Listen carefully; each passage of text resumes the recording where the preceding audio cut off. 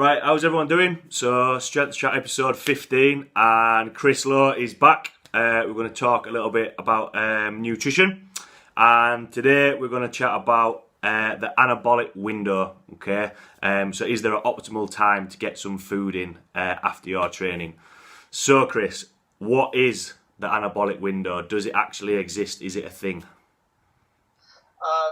Yes and no. So this is basically the mythical kind of window that maybe lasts about an hour after training, where it's believed that if you consume protein during this period, it's going to amplify your gains from the training session. But if you don't have protein within this period, those gains get diminished. So there was like a big push for having protein immediately after training, just to sort of, again, amplify those gains. Yeah.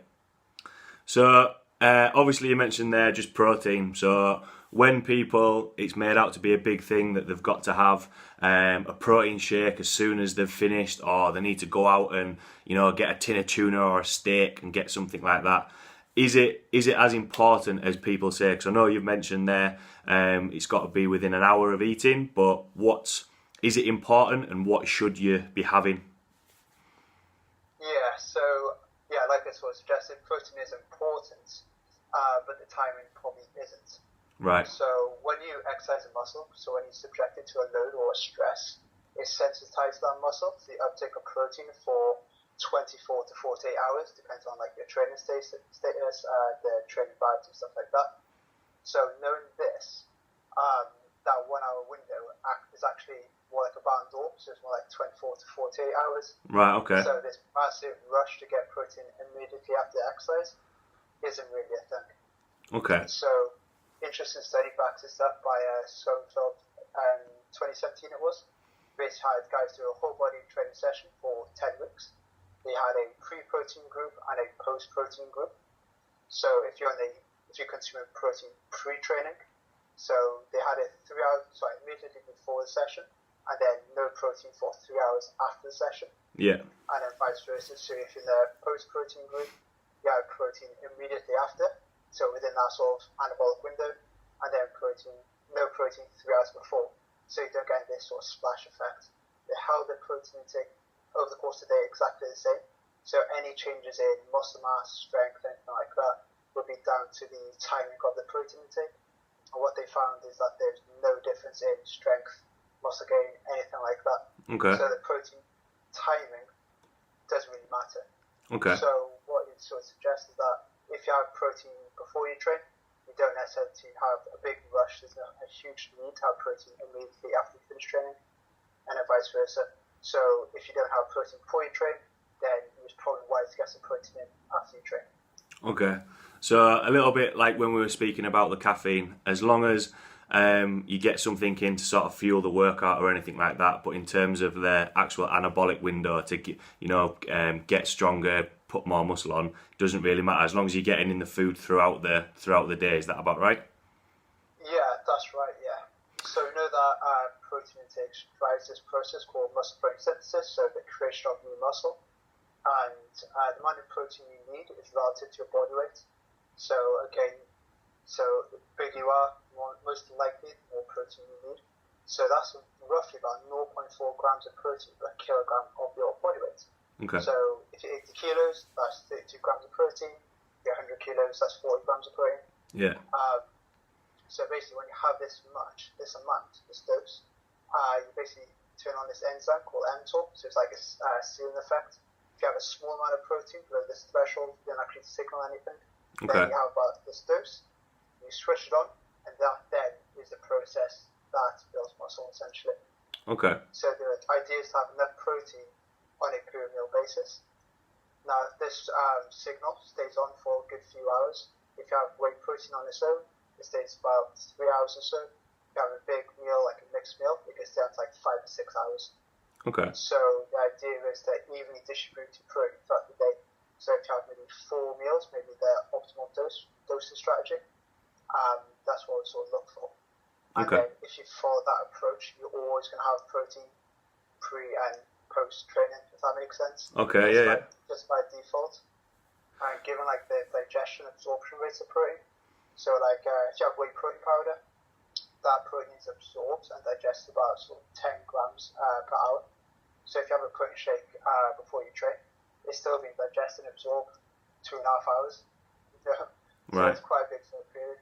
If you have, say, eggs, so say you have like a 3-egg omelette, that's going to take about 3 grams per hour to digest. Okay.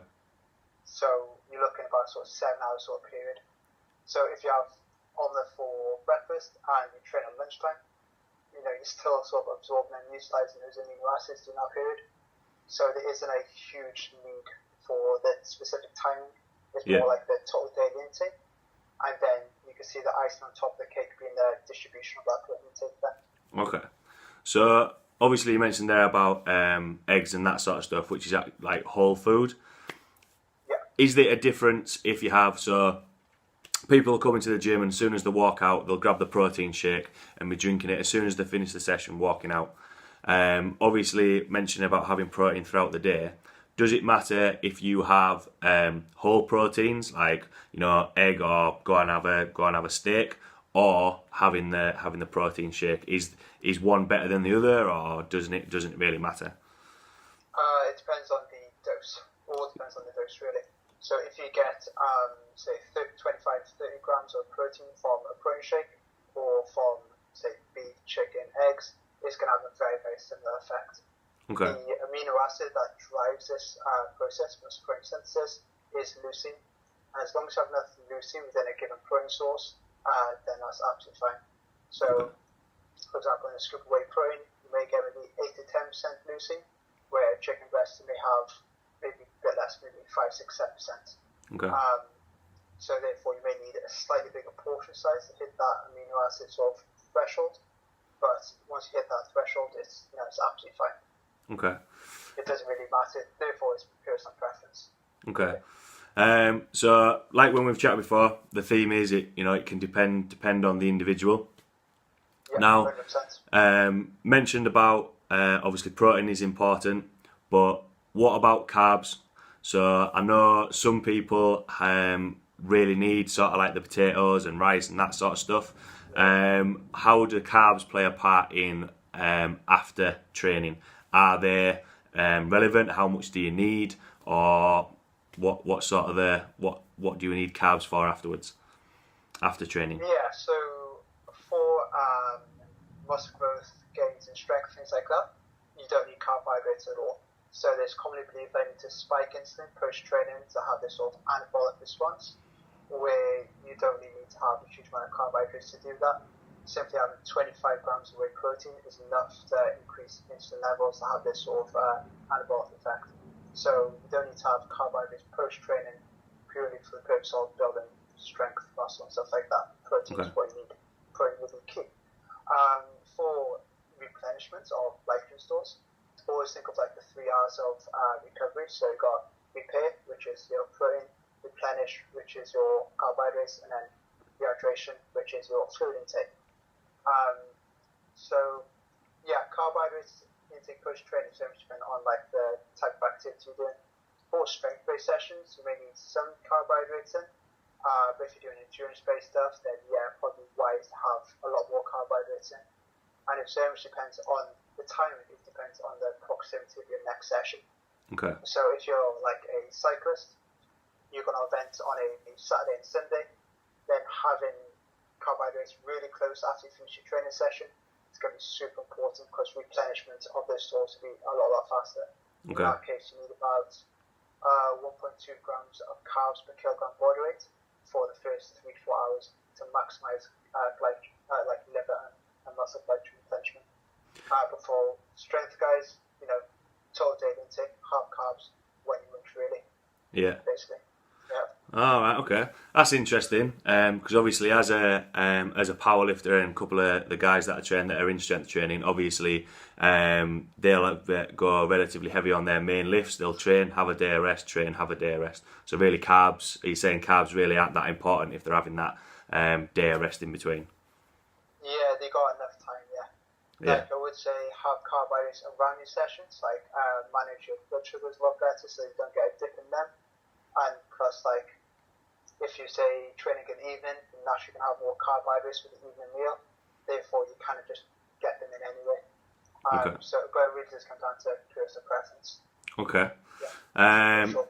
So a few points talking over there. Probably putting a few myths about this. Get some food in straight after your training to get the gains. To sum up, sort of to finish it off, what would be your final thing to say or final tip to say about getting food in after your training? What sort of would be your number one tip? Yeah, it really comes down to that sort of personal preference side of things. I see a lot of guys, they finish a gym session, say they train in the evening, they have a protein shake straight away, drive home, then have another meal. So there's no point in that case, because the first protein meal or shake would initiate that anabolic response, where the second meal won't really have that much of an effect. So it'd be more wise to evenly distribute your protein throughout the day. So how that's your protein allowance for the day, how you're going to choose to use it. Be much wiser to evenly distribute that intake throughout the day. You see, say like your normal westernized diet, you have say cereal for breakfast, sandwich for lunch. So no protein, a tiny bit more protein, but still not hitting this threshold. And then actually a ton of protein in the evening meal. So they're only really stimulating muscle growth synthesis perhaps once a day through this one big protein meal. Where if you say take some of that protein and put them on breakfast and lunch, you're going to have more of an even distribution and then more frequent stimulations in protein synthesis. Therefore, most likely yield better gains then. Okay. So a rule of thumb is don't be greedy on an evening. Yeah, basically. Okay. So I hope you, everyone listening, took a few points from that. I know I found that quite interesting, putting a few myths to bed about the anabolic window, if you like. So thanks very much, Chris, and I will see you all next week.